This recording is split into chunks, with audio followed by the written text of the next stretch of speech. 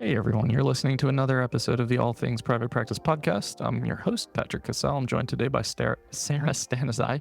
LMFT, she/her, is a speaker, coach, licensed therapist who founded Prospect Therapy to create queer and trans affirming practices that focus specifically on serving first generation American and immigrant communities. As a queer first gen herself, Sara's clinical and professional work focuses on serving the Afghan diaspora, specifically fellow Afghan American women, through retreats, group experiences that help participants find community and reconciliation with self, culture, and ancestry. Very, very cool stuff. In California, if I didn't mention that, happy to have you on. And thank you for coming on nice and early in your day. Thanks, Patrick. I'm happy to be here too.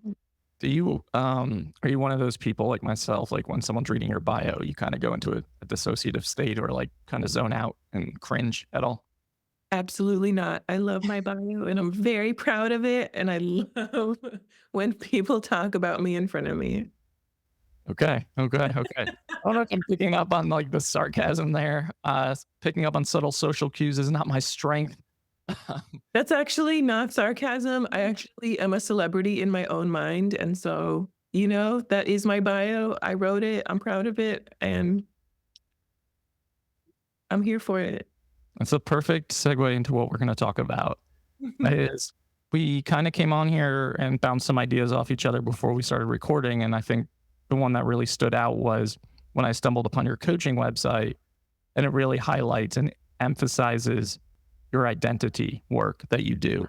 And I think that stuff is so powerful and understated.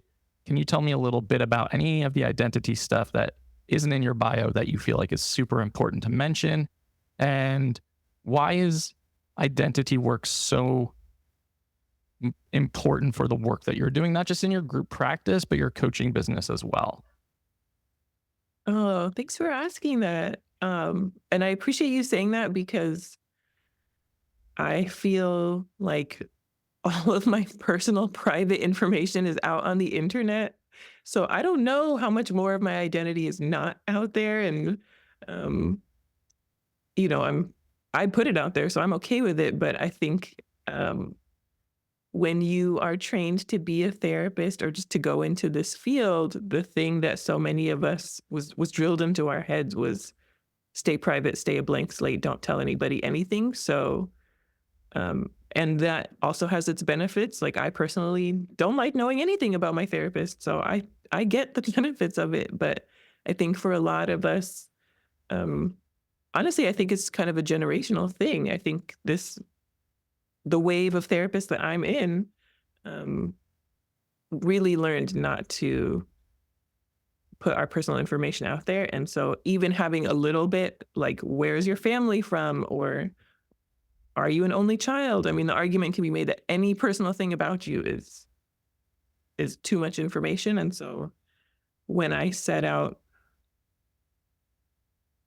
to kind of build my practice and my professional career, and it just kind of started coming out of me. I don't even know if it was a conscious decision. I'm sure it was, but I kind of couldn't help myself. I think that it's impossible to separate our own lived experience and our own identities from any work that we do, but particularly this work, it informs how we approach clients, how we approach mental health, how we approach groups, or even speaking on a stage, all of that stuff. So I figured if it's going to be there, I might as well use it. Yeah, I agree with you 100%. And I think there can be this mentality in our profession where it's like, oh man, like just any amount of disclosure is just not appropriate. And I'm not someone who buys into that at all. I think that feels really like we're approaching therapy from like a colonistic perspective. And I think it's also this reality that if we're working with anybody who identifies within any marginalized group, especially that has any intersectionality with another marginalized group, identity work is so crucial. And I think that we create relatability, we create accessibility in a lot of ways. And Mhm. just the simple sheer mention of this is where I'm from, this is how I identify, can really create safety for people who are reading a very brief page on a website. Yeah, I think that's true. I also think there's some not so great things about it, but I will say that a lot of people will message me and just say, "Hey, I've never seen the words bisexual, Muslim, Afghan Americans together on a page. I really appreciate this." Even if they don't share those identities, it does build a little bit of trust or, um, yeah, relatability. But it can also, I've also seen that where people who maybe aren't ready to embrace parts of their identity and they see someone else doing it, it can cause some fear and anxiety. It can make people feel even jealous and of course, these aren't conscious feelings, but it can make people say, like, stay away. Like, I'm not ready to go there. Yeah. And the other thing I see a lot is sometimes, obviously I love working with other Afghans, um, but I work with a lot of other Asian clients in particular. And sometimes it's too close to home where particularly other Afghans who might be like even close in age to me or a little bit younger will feel like one, we might be related, which is entirely possible, but two, it can feel like they're in therapy with their like bitchy big sister or whatever. And so um sometimes a lot of people come to me and say, well, it's close, but it's not too close. So you get my culture, or you get this part of who I am, but I don't feel like I'm seeing my family. So there's definitely positives to it, but it's not only positive. Yeah, I'm glad you mentioned that there are drawbacks. And I think another drawback, right, is there's legitimate safety concerns for Yeah. self-identifying on the internet or in general. So, especially for people of color, especially for people who are part of the queer communities, there's safety concerns to just say, like, this is who I am, this is how I identify. So I think it's important to pick and choose those spots of this is when I feel safe, this is when I feel comfortable. Um, does the intent outweigh the risk? And I think that's probably stuff that has to be processed pretty consistently. Yeah, I think it's important too that I always say if you want to work with if you want to work with queer clients, whatever clients you want to work with, it's not enough to just also be that thing yourself. Sometimes that can get in the way and people think, well, I get it. I don't have any more to learn or I don't have to listen to my client. I know what that experience is like. And so, I try to really emphasize not only do myself and the other therapists who work for me, we do have lived experience, but we also have, plenty of clinical training and experience and are constantly learning too. Um, and people forget that it's not enough to just have one or the other, I think. Super important point. I know for myself, identifying autistic ADHD, that's not enough to just stop there and say, this is how I move through life, right? Like now all of a sudden I know everything about neurodivergent culture and I'm going to Mhm. understand and relate to everyone's experiences. And I think that also means you have to do some deconstruction. I know that I've also had to unlearn things from living in an inherently ableist society. I've had Mhm. to unlearn language. I've had to unlearn stigma and stereotype, even post diagnosis. So it's a constant work in progress. And Mhm. it's not as easy it's not like a situation where I get to just proclaim that on a bio and then all of a sudden it's like, okay, I know everything about my a culture that I identify within. And I think that's important to constantly be like analyzing, relearning, unlearning, and having accountability around mistakes, even when those things happen. And having an answer or having an approach to even further self-disclosure because, of course, a therapist would say, "Hey, I'm ADHD too," and, "Well, what does that mean for you?" And, "Please, client, tell me, like, what part of this is important to you?" Um, and, they have every right to ask us back. And Absolutely. sometimes we feel, therapists feel protected or like, well, I'm not supposed well, I want to self-disclose up until it gets uncomfortable for me. And then I can rely on, well, I'm not supposed to do that. That's not how I was trained. And so we just back off. And so I think, even if y- you don't have a great answer yet, you should have an understanding of like whether you should be answering that question or not and how to approach it. But I believe clients do have every right to ask us questions back. Yeah. I don't want it, I don't want my therapeutic process to just feel like basically just a sounding board in its entirety, unless that's what the client is really requesting. Um, because I know for myself and for so many others, grad school and even in some community mental health settings, it was kind of drilled into our heads like, this is how you are a therapist, this is how you're not. And there was a very like big delineation about like, this is what is unethical, this is what's unethical, this is what's unethical. And there were so many things that feel like they fell into that bucket where it was like, but I didn't think therapy was supposed to be robotic. Like, aren't we in the nature of creating relational work and relational safety? So it's really challenging to do that if you're feeling like I have to present in this environment in only this way. And Yeah. it really doesn't allow, in my opinion, to create vulnerability and safety for the client if you're not willing to go deeper. That's true. I think as therapists, we do have a responsibility to self disclose ethically. And sometimes that does mean disclosing, and sometimes it means not. Yep. And we can't answer that in this interview. That is part of what is the art and science of therapy, knowing when to ask my client, like, why is that important to you versus knowing when to just spit it out, you know? Absolutely. Because like I said, I started this interview by saying, I don't want to know anything about my therapist.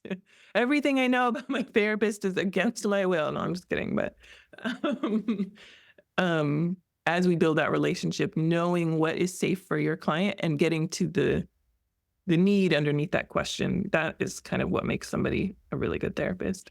But what most people don't know is I actually started my therapeutic career working in forensics, working in jails and in diversion programs. And so when you go in a county jail, you don't exist. There is nothing about you. Right.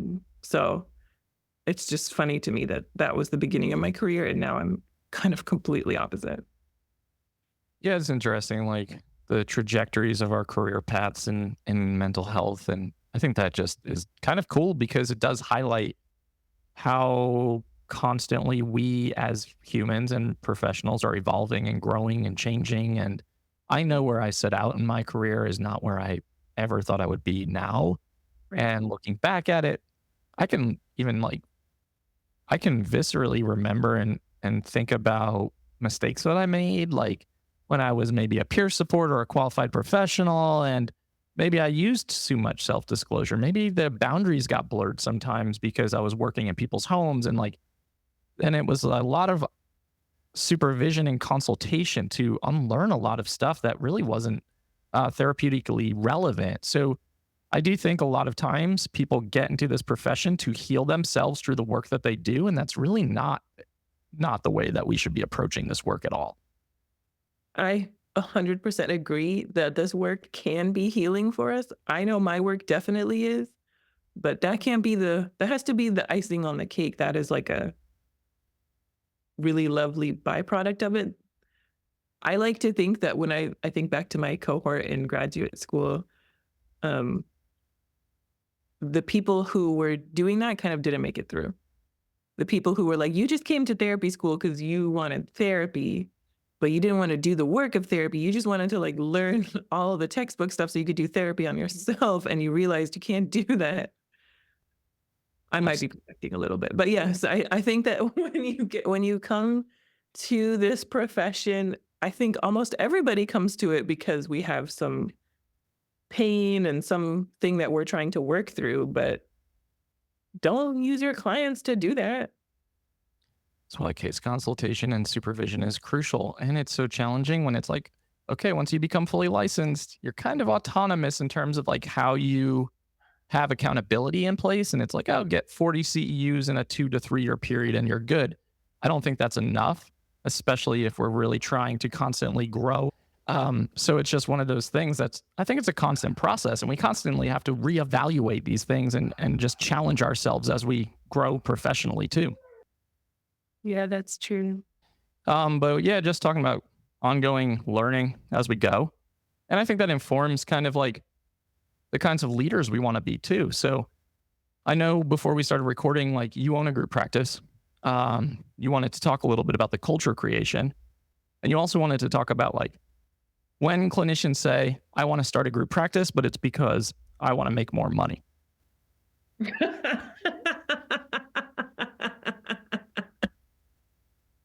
Same reaction, by the way. Oh my gosh. Okay, we'll edit that laugh down to a normal length because I just laughed for 27 minutes. Um, just kidding. Um, I'm so sorry. I do not want to laugh at people's hopes and dreams. I just sometimes I will see people say like, "Hey, I'm thinking of bringing on an employee. Like, what are some tips and tricks that you wish you knew?" And I'm like, "This requires more than a Facebook post, ma'am." Yep. Like, "Oh, you sweet summer child." Dude. That being said, I'm incredibly proud of my group practice and I love it. I love the people who work there. I love the work we all get to do. And I have had a solo practice and a group practice. Group is exponentially more work and more stressful and more uncertainty and less. Obviously, yes, I'm the boss, but you are less in control when you have so many people. Um, but I think everything has its own season. And I also have colleagues who were solo, went to group, went back to solo. And it's kind of like when I got divorced a few years ago, I'm like, congratulate me because I made the right choice for myself at this time. It's not, people feel sort of bashful or they're like, oh my gosh, I couldn't do it. I'm like, no, winning is knowing like what you want to do and then doing it, even if you're getting all this pressure to just kind of keep things the same. Um, but yeah, I think the evolution of my own group practice has kind of mirrored like that has been my own personal journey has been very much a part of that. Yeah. I think I started like 6 sentences there, but No, I'm following you. And I think you're right. I think sometimes we have to be willing to let something go if it's just not for us. I think we struggle with that, a lot of time.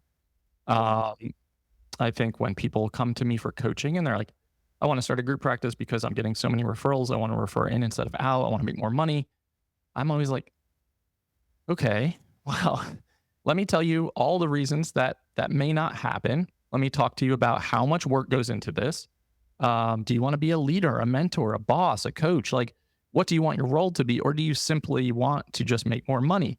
If that's the case, I'm probably going to try to dissuade you from moving in that direction and maybe pursue coaching or some other form of revenue building because group practice ownership is not for the faint of heart a lot of the time. And I think I spend more time than not like worried about my clinicians, worried about their day to day, worried about do they have enough clients to make enough money for the needs that they want to that they have for the goals that they have.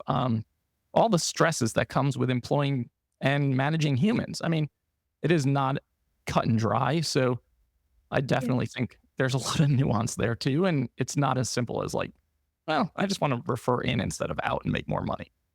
you know what? It's a good, what I just thought of is I would describe it the way I describe like group therapy to people, to therapists especially, and saying group therapy or family therapy is not just individual therapy with multiple people in the room. You're not just doing therapy with 9 people at the same time. You're doing therapy with the entire group. And you see how the dynamic changes, even with a couple, even if you have 2 or more people in the room, you realize how that changes the dynamic between you and each person and your responsibility. And so I'm actually going to start asking people that, hey, I want a group practice. And I'll say, hey, do you love couples therapy? And they'll be like, no, I hate it. And I'll be like, cool. So let me tell you about this. Yeah. That's a I good think analogy, honestly. That's actually like a good way to recontextualize that for people who are thinking about it, because you're right. There's so many dynamics that you then have to be a part of and support and navigate. And I think that is something that we often lose sight of. I have a lot of ideas right now, but you just mentioned groups. I know you have like groups that you do, and one that you mentioned before we started. So I would love to hear a little bit about that as well, because I think that highlights, again, as we were talking about identity and work that we're doing, it's Yeah. obviously a major component of that group and that creation. Oh, yeah, you're right. So, what I'm really excited about right now is I'm running the eldest daughters group, which is really it's mostly a peer support group with some coaching, and I run it through my coaching practice. It's not specifically a therapy group, but it's really for anybody who is an eldest daughter, even if you're not the oldest kid, if you're the firstborn daughter in a family of any culture. I kind of think we're the middle managers of our family, which is a really hard place to be. In many families, the firstborn daughter is not only responsible for making sure she is excelling and doing great and is not causing any problems, but also is parenting her siblings and is parenting her parents and is sort of their personal assistant in a lot of ways. And the thing that gets pushed to the bottom of the priority list is ourselves. So chronically that people grow up and become very much of service. They will say, "I'm just an empath," or "I'm just a people pleaser," or whatever language you want to use for it. But the common denominator is if someone sits you in a room and says, "Well, what is it that you want?" It's radio silence. They don't know how to answer that question.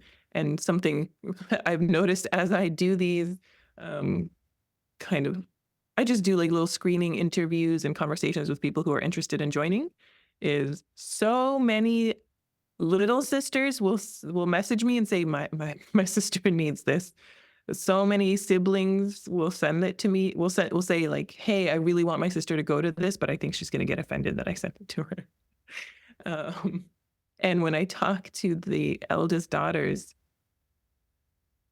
I mean, it is like pulling teeth. It is like torture to get them to be like, do something for themselves. And I'll say, "Hey, so this is what the group is about." And they're like, "Oh my gosh, this resonates. I totally feel that way.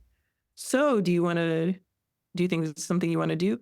"Well, I don't know. I mean, what's the schedule again? How much is it? Like who else is going to be?" "Well, I don't know." And I'm like, "Hey, do you have a hard time committing to stuff that's literally just for you?" And they're like, "Yeah, I do."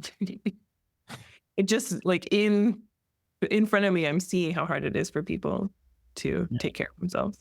absolutely. That makes total sense. And I think that's such a great offering. I mean, I know friends and colleagues and family members who could benefit from something like that, Yeah. and who often are like, you're right, parenting the parents, parenting the siblings, like overly responsible, had to grow up really quickly. And And then I would also add that sometimes I think it's a little bit short-sighted, but I think sometimes people think the antidote to that is to just be selfish and don't care about people. right. And no, you can don't do that. Like it's a beautiful to want to help your family and you can keep doing all of that stuff. We just want to add some other things to the mix, including maybe some discernment and making sure that your voice is also being heard. Um, don't just be a bitch.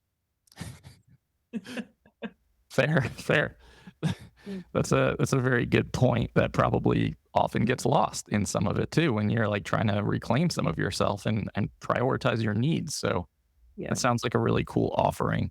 Um, Podcast, group practice owner, coach, group facilitator. You're doing a lot, and it's really freaking cool. And Pretty cool. yeah, I mean, and again, looking back to like the times when you're like working in the jails, it's like, did I ever foresee this happening in my career? And yeah, I Absolutely certainly not. not either. So really cool to highlight and amplify and just to illuminate like what is possible in this career path for people. And I think some of that is like figuring out who you are, not just as a clinician, but in terms of humanity too. Yeah. Anything you want to share with the audience about things that you have coming up, things you want to promote, where they can find you, any of that stuff? I just got so contemplative, didn't I? I just sort of when you said that, like where you came from 15 years ago and what the work I'm doing now, and I kind of can't believe it.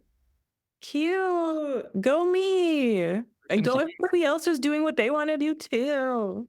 It's freaking huge. I think it Yeah, should be celebrated, you know? So congratulations on everything that you've created. we love it. Um, you asked me where people can learn more about my work. So the best way, honestly, if you're on Instagram, follow me at Prospect Therapy. I run that page. If you can't tell, it is not a service. It's me posting all kinds of stuff on there. But you can also learn more about my group practice, Prospect Therapy, which is in Long Beach, California. The website is prospecttherapy.com. And for all of my own coaching, if you're interested in business coaching, if you want to book me to speak at your event, things like that, if you want to join one of my peer support groups, you can go to my own website, which is sarastanizai.com. Thank you for that. And all of that info will be in the show notes so everyone has easy access to all of what Sarah just listed. I know we've been trying to make this happen for a while, and I just want to say thank you for making the time and bearing with my schedule and coming on earlier than you'd probably like to. So thank you so much for coming on and sharing some of your story. No, it's my pleasure. If I didn't want to, I would have bailed. Thanks, Patrick. Same way. You're welcome. To everyone listening to the All Things Private Practice podcast, new episodes are out on Saturdays on all major podcast platforms and YouTube. Like, download, subscribe, and share. Doubt yourself. Do it anyway, and we'll see you next week.